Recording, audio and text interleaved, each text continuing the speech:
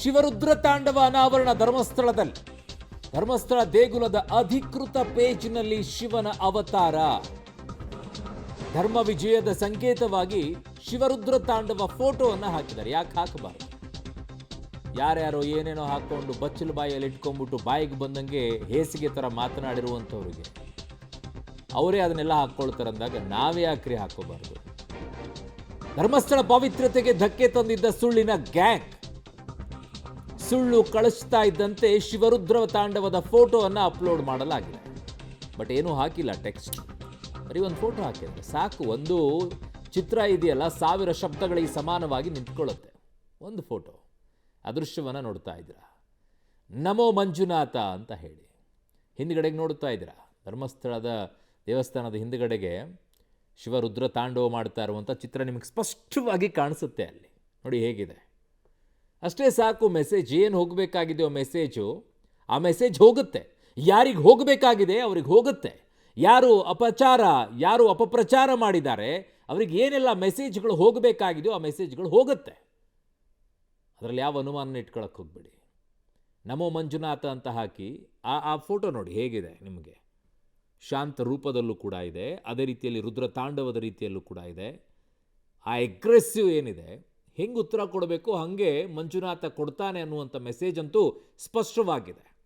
ಆಮೇಲೆ ಕ್ಷೇತ್ರವನ್ನು ಕಾಯುವಂಥ ಅಣ್ಣಪ್ಪ ಸ್ವಾಮಿ ಅಲ್ಲಿಗೆ ಹೋಗಿ ತುಂಬ ಜನ ಕಾಯಿ ಹೊಡೆದಿದ್ರು. ಇವ್ರು ಯಾರ್ಯಾರು ಅಪಪ್ರಚಾರ ಮಾಡ್ತಾ ಇದ್ದಾರೆ, ಅಪಚಾರ ಮಾಡಿದರೆ ಅವರಿಗೆಲ್ಲ ತಕ್ಕ ಶಿಕ್ಷೆ ಆಗಲಿ ಅಂತೇಳಿ ಅದು ಆರಂಭವಾಗಿದೆ. ಶಿವನು ದೇವರೂ ಅಷ್ಟೇ ಕಾಯ್ತಾನೆ. ನೀನು ಮಾಡಿರೋದಂತ ನೀನು ತಿದ್ದುಕೋ ಅಂಥೇಳಿ. ತಿದ್ದುಕೊಳ್ಳದೆ ಇದ್ದಾಗ ಅವನೇ ತಿದ್ದುತ್ತಾನೆ. ಹೆಂಗೆ ತಿದ್ದಬೇಕು ಹಂಗೆ ತಿದ್ದುತ್ತಾನೆ, ಹೆಂಗೆ ಕೊಡಬೇಕು ಹಂಗೆ ಕೊಡ್ತಾನೆ. ಸುಳ್ಳು ರಾರಾಜಿಸ್ತಾ ಇರುವಂಥ ಸಂದರ್ಭದಲ್ಲಿ ಸತ್ಯ ಮಲಗಿರುತ್ತೆ ಒಂದೊಂದು ಸಲ. ಬಟ್ ವಾಪಸ್ ಸತ್ಯ ಎದ್ದು ನಿಂತಾಗ ಸುಳ್ಳು ಸತ್ಯ ಹೋಗ್ಬಿಡುತ್ತೆ, ಹೇಳ ಹೆಸರಿಲ್ಲದಂತೆ. ಅದಕ್ಕೆ ಸುಳ್ಳು ಕೆಲವೊಂದು ಟೈಮಲ್ಲಿ ವಿಜೃಂಭಿಸುತ್ತೆ ಅಂತಾರಲ್ಲ, ಬಿಡಬೇಕು ವಿಜೃಂಭಿಸೋಕ್ಕೆ. ದೀಪ ಆರಬೇಕಾದ್ರೂ ಕೂಡ ಜಾಸ್ತಿ ಉರಿಯುತ್ತೆ ಅಂತಾರೆ. ಹಾಗೆ ಕೆಲವರು ಉರಿದು ತದನಂತರ ದೀಪ ಆರಿದ ಮೇಲೆ ಒಂದು ವಾಸನೆ ಬರುತ್ತೆ, ಗೊತ್ತಾ ನಿಮಗೆ? ಒಂಥರ ಇರುತ್ತೆ, ಅದೇನೋ ಸುಟ್ಟಿದಂಗೆ ವಾಸನೆ ಬರ್ತಾ ಇರುತ್ತೆ. ಹಾಗೆ ಇವೆಲ್ಲ ದೀಪ ಚೆನ್ನಾಗಿ ಜ್ಯೋತಿ ಬೆಳಕನ್ನು ಕೊಡ್ತಾ ಇರುತ್ತೆ. ಕತ್ತಲಲ್ಲಿ ಒಂಚೂರು ಬೆಳಕು ಸೂಪರಾಗಿ ಕಾಣಿಸ್ತಾ ಇರುತ್ತೆ. ಅದು ಆರಿದ ನಂತರ ಅದರದ್ದೊಂದು ವಾಸನೆ ಬರುತ್ತೆ ನೋಡಿ, ಆ ವಾಸನೆನೇ ಇವೆಲ್ಲ. ನನ್ನ ಸಹೋದ್ಯೋಗಿ ಈಗ ಪವಿತ್ರ ನನ್ನ ಸಂಪರ್ಕಕ್ಕೆ ಸಿಗ್ತಾ ಇದ್ದಾರೆ. ಪವಿತ್ರ, ಒಂದು ಚಿತ್ರ 1000 ಶಬ್ದಗಳಿಗೆ ಸಮಾನ ಅನ್ನುವಂಥದ್ದಕ್ಕೆ ಇದೇ ಸಾಕು ಅಂತ ಅನಿಸುತ್ತೆ. ಇದಕ್ಕಿಂತಲೂ ದೊಡ್ಡ ಎಕ್ಸಾಂಪಲ್ ಬೇಕಾ ಅಂತ ಅಲ್ವಾ? ಯಾರೆಲ್ಲ ಏನೇನು ಮಾತನಾಡಿದ್ರು, ಏನೇನೆಲ್ಲ ಹೇಳಿದ್ರು, ಅದಕ್ಕೆಲ್ಲದಕ್ಕೂ ಕೂಡ ಇದು ಒಂದು ಫೋಟೋ ಬಹಳ ದೊಡ್ಡ ಮಟ್ಟದ ಉತ್ತರನೇ ಅನಿಸುತ್ತೆ.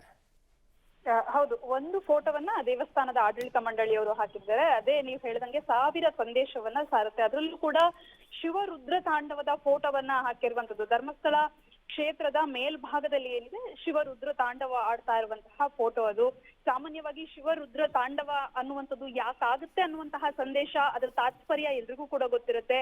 ಶಿವ ತೀವ್ರವಾಗಿ ಕೋಪಗೊಂಡಂತಹ ಸಂದರ್ಭದಲ್ಲಿ, ತೀರಾ ಸಂತೋಷವಾಗಿದ್ದಾಗ ಈ ರೀತಿಯ ತಾಂಡವ, ಅದರಲ್ಲಿ ಈ ರುದ್ರ ತಾಂಡವ ಏನಿದೆ ಅತೀವವಾಗಿ ಕೋಪಗೊಂಡಾಗ ಆಗುವಂತಹ ತಾಂಡವ ಅದು ವಿನಾಶದ, ಅಂದ್ರೆ ಅಧರ್ಮಿಗಳನ್ನ ವಿನಾಶ ಮಾಡುವಂತಹ ಸಂದರ್ಭದಲ್ಲಿ ಆ ರೀತಿ ತಾಂಡವ ಆಗುತ್ತೆ ಅನ್ನುವಂತಹ ಒಂದು ನಂಬಿಕೆ ಇರುವಂತದ್ದು. ಜೊತೆಗೆ ಅಹಂಕಾರದ ವಿನಾಶ ಆದಾಗ್ಲೂ ಕೂಡ ಈ ರೀತಿ ತಾಂಡವ ಆಗುತ್ತೆ ಅನ್ನುವಂತಹ ಸಂದೇಶವನ್ನ ಸಾರುವಂತಹ ಫೋಟೋವನ್ನ ಅಲ್ಲಿ ಹಾಕಿದ್ದಾರೆ. ಅಂದ್ರೆ ಒಂದೊಂದೇ ಸುಳ್ಳಿನ ಕೋಟೆಗಳು ಯಾವ ರೀತಿ ಛಿದ್ರವಾಗಿದ್ವು ಅನ್ನುವಂಥದ್ದು ಎಲ್ರಿಗೂ ಕೂಡ ಗೊತ್ತಿರುತ್ತೆ. ಇವತ್ತು ಬೆಳಗ್ಗೆಯಿಂದ ವೈರಲ್ ಆಗ್ತಾ ಇರುವಂತದ್ದು ಧರ್ಮ ವಿಜಯ ಹೇಗಾಯ್ತು, ಆ ಕ್ಷೇತ್ರದ ಬಗ್ಗೆ ಮಾತನಾಡಿದ, ಸುಳ್ಳನ್ನ ಹೇಳಿದವರು, ಷಡ್ಯಂತರ ಮಾಡಿದವರ ಮುಖವಾಡಗಳು ಹೇಗೆ ಬಯಲಾಗ್ತಾ ಬಂದ್ವು ಒಂದೊಂದಾಗಿ ಅನ್ನುವಂಥದ್ದು ಗೊತ್ತಿರುವಂತಹ ಸಂಗತಿ. ಸೊ ಹಾಗಾಗಿ ಈಗ ಈ ಒಂದು ಸಂದೇಶವನ್ನ ಸಾರುವಂತಹ ಫೋಟೋವನ್ನ ಹಾಕಿದ್ದಾರೆ. ಜೊತೆಗೆ ಆ ಕ್ಷೇತ್ರದ ಮಹತ್ವ ಎಷ್ಟಿದೆ, ದೇವಸ್ಥಾನಕ್ಕೆ, ಆ ದೇವರಿಗೆ ಇರುವಂತಹ ಶಕ್ತಿ ಎಷ್ಟಿದೆ ಅನ್ನುವಂತಹ ಸಾರೋದಕ್ಕೆ ಈ ಫೋಟೋವನ್ನ ಸಂದೇಶವಾಗಿ ಬಳಸಿದ್ದಾರೆ. ಅರುಣ್.